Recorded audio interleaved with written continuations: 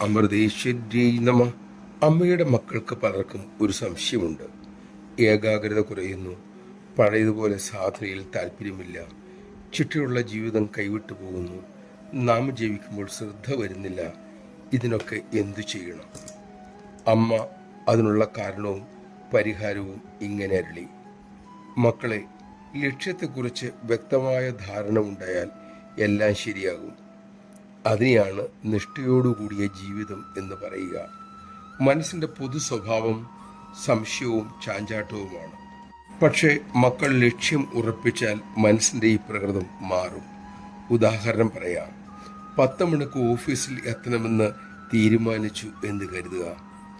നിങ്ങൾ അതിനനുസരിച്ച് എഴുന്നേൽക്കുകയും അപ്പോൾ ചെയ്തു തീർക്കേണ്ട ജോലികളെല്ലാം ചെയ്തു തീർക്കുകയും ചെയ്യും. കാരണം 10 മണി എന്ന ആ ലക്ഷ്യം, ആ ചിന്ത, അതിനു മുമ്പ് ചെയ്യേണ്ട പ്രവൃത്തികളെ ചെയ്തു തീർക്കുവാനുള്ള പ്രേരക ശക്തിയായി തീരുന്നു. ലക്ഷ്യത്തിൽ നിന്നും നമ്മെ പിടിച്ചു വലിക്കുന്നത് അലസതയും അസ്വസ്ഥതയുമാണ്. പക്ഷെ നമുക്കതിനെ നേരിടാൻ സാധിക്കും. നേത്രരോഗമുള്ളവനെ കാണുമ്പോൾ നമ്മൾ അകലം സൂക്ഷിക്കുന്നത് ശ്രദ്ധിച്ചിട്ടില്ലേ?